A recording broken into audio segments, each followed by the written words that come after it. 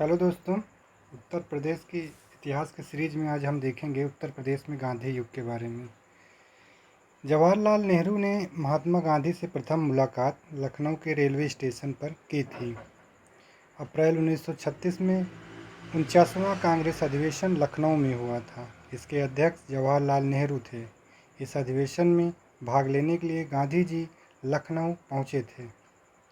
इस अधिवेशन में कांग्रेस का लक्ष्य समाजवाद निर्धारित किया गया। इसी समय कांग्रेस संसदीय बोर्ड का गठन किया गया। अब हम देखते हैं खिलाफत आंदोलन के बारे में। खिलाफत आंदोलन 1919 में स्टार्ट हुआ था, जो कि 1922 में चला था। 20 जून 1920 ईस्वी को इलाहाबाद प्रयागराज में हिंदू मुस्लिम नेताओं के संयुक्त बैठक हुई थी, जिसमें दोनों पक्षों ने अंग्रेजी शासन के विरुद्ध असहयोग नीति को आगे बढ़ाने का निर्णय लिया था। अब हम देखते हैं असहयोग आंदोलन के बारे में। 1919 से 1922 तक का काल। स्वराज की मांग को लेकर इसकी शुरुआत हुई थी। असहयोग आंदोलन विदेशी वस्तुओं का बहिष्कार किया गया था। 1920 में उत्तर प्रदेश कांग्रेस के प्रांतीय सम्मेलन मुरादाबाद में आयोजित हुआ था। इस सम्मेलन की अध्यक्षता भगवान दास ने की थी। सम्मेलन में गांधी, मालवीय, मोतीलाल नेहरू, जवाहरलाल नेहरू, श्रद्धानंद, हकीम अजमल खान, मौलाना शौकत अली आदि ने भाग लिया था।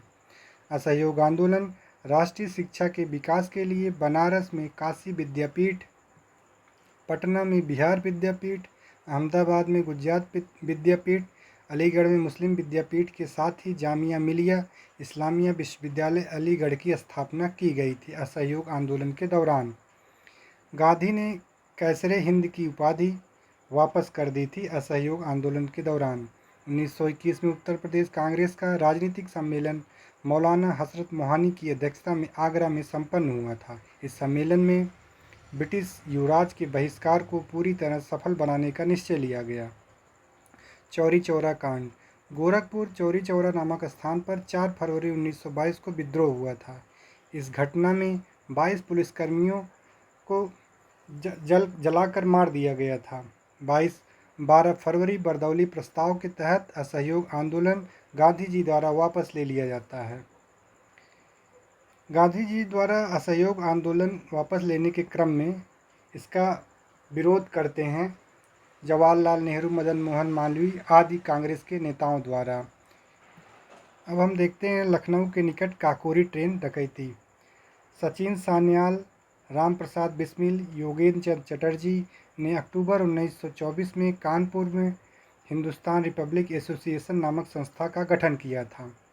इस संस्था द्वारा स्वतंत्रता संघर्ष के लिए धन की व्यवस्था करने के उद्देश्य से 9 अगस्त 1925 लखनऊ के निकट काकोरी नामक स्थान पर 8 डाउन ट्रेन रोककर सरकारी खजाने को लूट लिया गया था। राम प्रसाद बिस्मिल, अशफाक उल्लाह खां, राजेंद्र लाहिड़ी एवं ठाकुर रोशन सिंह को फांसी की सजा दे दी गई। चंद्रशेखर आज़ाद फरार होने में सफल हो गए। स्थान जहां क्रांतिकारियों को फांसी दी गई। देखते हैं राम प्रसाद बिस्मिल को गोरखपुर में 19 दिसंबर 1927 को, अशफाक उल्लाह खां फैजाबाद में 19 दिसंबर 1927 को, राजेंद्र लाहिड़ी गोंडा में 17 सितंबर 1927 को, रोशन सिंह को नैनी जेल प्रयागराज में 19 दिसंबर 1927 को फांसी दे दी गई थी। अब हम देखते हैं द्वितीय किसान आंदोलन 1931 ईस्वी। जवाहरलाल नेहरू ने अपने सहयोगियों के साथ प्रयागराज और निकटवर्ती क्षेत्रों में करबंदी आंदोलन शुरू किया था। 1 अगस्त 1942 को प्रयागराज तत्कालीन इलाहाबाद में तिलक दिवस का आयोजन किया गया था। भारत छोड़ो आंदोलन 1942। बलिया में चित्तू पांडे के नेतृत्व में एक अस्थायी सरकार का गठन किया गया था।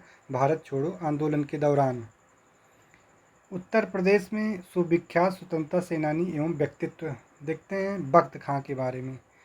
बख्त खां जन्म इनका बिजनौर में हुआ था। ब्रिटिश ईस्ट इंडिया कंपनी में एक सूबेदार थे। 1857 के विद्रोह में बड़ी संख्या में रोहिल्ला सैनिकों के साथ दिल्ली कूच किया था। बख्त खां को मुगल बादशाह बहादुर शाह जफर के अधीन भारतीय स्वतंत्रता सेनानियों के सेनापति के रूप में काम किया। बख्त खां दिल्ली से बच निकलने के बाद अंग्रेज़ों के खिलाफ लड़ाई को शाहजहांपुर और लखनऊ में जारी रखा। नाना साहब के बारे में देखते हैं। पेशवा बाजीराव द्वितीय के दत्तक पुत्र थे ये। बचपन का नाम धोधू पंत था। 1857 के विद्रोह में कानपुर से नेतृत्व किया था। अंग्रेज़ों का कानपुर में पुनः अधिकार हो गया और ये नेपाल चले गए। तात्या टोपे के बारे में देखते हैं।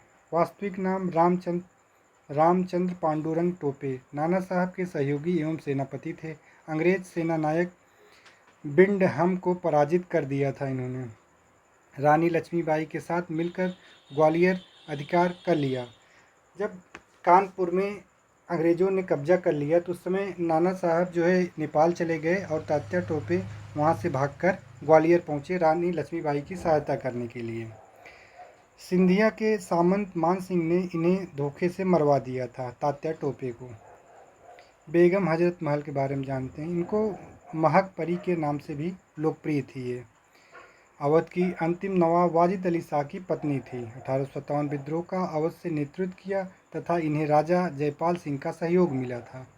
अपने पुत्र बिरजिस कादिर को नवाब घोषित कर नेपाल में शरण ली। रानी लक्ष्मीबाई के बारे में देखते हैं। झांसी की रानी थी। वास्तविक नाम मनु अथवा मणिकर्णिका था। विवाह इनका झांसी के नरेश गंगाधर राव से हुआ था। 1857 की क्रांति में महत्वपूर्ण भूमिका निभाई थी। 31 वर्ष की आयु में ग्वालियर में अंग्रेज़ों से युद्ध करते हुए शहीद हो गई। ब्रिटिश जनरल ह्यूरोज ने उनके बारे में कहा है कि विद्रोहियों में वह अकेली मर्द थी। मंगल पांडे के बारे में देखते हैं। जन्म बलिया में हुआ था। 34वीं बंगाल नेटिव इन्फेंट्री में एक सिपाही थे। 1857 विद्रोह के एक प्रतीक के रूप में जाना जाता है। 8 अप्रैल 1857 को इनको फांसी दे दी गई थी। खान बहादुर खान के बारे में देखते हैं। ईस्ट इंडिया कंपनी शासन में सदर अमीन यानी कि जज के पद पर अवकाश प्राप्त पेंशनर थे। 1857 विद्रोह में बरेली से नेतृत्व किया। नेपाल भागकर शरण ली थी। नेपाल में कुछ स्थानीय नागरिकों की मदद से अंग्रेज़ों ने पकड़कर इनको फांसी दे दिया। मौलवी लियाकत अली के बारे में देखते हैं। जन्म प्रयागराज। 1857 विद्रोह में प्रयागराज इलाहाबाद से नेतृत्व किया। आजीवन कारावास उनके बाद काला पानी की सज़ा इनको दे दी गई। मौलवी अब्दुल्ला 1857 विद्रोह अवध क्षेत्र का नेतृत्व किया था। अजीमुल्ला खां इन्होंने तात्या टोपे और रानी लक्ष्मीबाई के साथ मिलकर 1857 की क्रांति की रणनीति बनाई में महत्वपूर्ण भूमिका निभाई थी। कानपुर के पास अंग्रेज़ों से युद्ध करते हुए ये शहीद हो गए थे। राजा देवी सिंह 1857 विद्रोह में ब्रज क्षेत्र से नेतृत्व किया यानी कि मथुरा से 1857 की क्रांति के विद्रोह का नेतृत्व राजा देवी सिंह ने किया था। राव उमराव सिंह भारी 1857 के विद्रोह में बुलंदशहर गौतम बुद्ध नगर में भारतीयों के महत्वपूर्ण नेता थे। कदम सिंह 1857 विद्रोह में मेरठ से नेतृत्व किया था। झलकारी बाई रानी लक्ष्मीबाई के नियमित सेना में महिला शाखा दुर्गा दल की सेनापति थी। 1857 विद्रोह में महत्वपूर्ण योगदान दिया था। रानी लक्ष्मीबाई की हमशक्ल होने के कारण युद्ध में इन्होंने रानी को अंग्रेज़ों की पकड़ से बचाने के लिए स्वयं को जान की बाजी लगा दी थी। लाला प्रताप सिंह के बारे में देखते हैं। उत्तर प्रदेश के कालंकार राजघराने के युवराज थे। 1857 के विद्रोह में अंग्रेज़ों के खिलाफ अवध की सेना का नेतृत्व किया था। अंग्रेज़ों से लड़ते हुए चांदा के युद्ध में 19 फरवरी 1858 को ये शहीद हो गए थे।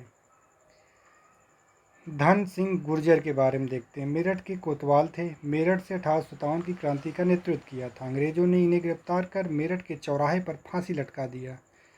इनके नाम पर मेरठ विश्वविद्यालय के एक कैंपस का नामकरण हुआ है। बंधु सिंह गोरखपुर के रहने वाले थे।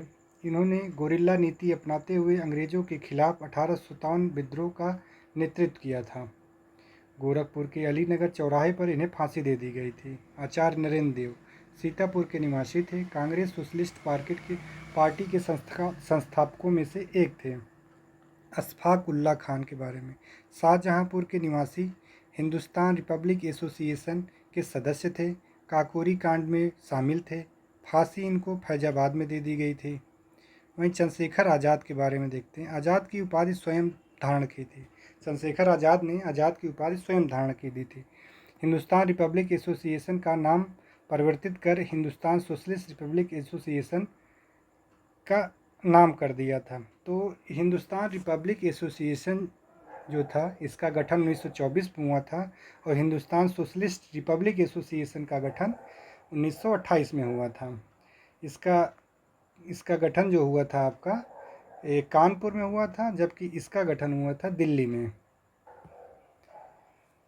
27 फरवरी 1931 प्रयागराज अल्फ्रेड पार्क अंग्रेज़ों से संघर्ष करते हुए अंग्रेज़ों के द्वारा मुठभेड़ में चंद्रशेखर आज़ाद ने बची हुई एक गोली को खुद को मारकर अपने आप को आज़ाद कर देते हैं, जो कि शहीद हो जाते हैं। फिर ये आसफ अली के बारे में देखते हैं। इसके आगे हम अपने नेक्स्ट वीडियो में कंटिन्यू करेंगे। थैंक्स। प्लीज़ मेरे चैनल को लाइक एंड सब्सक्राइब करें।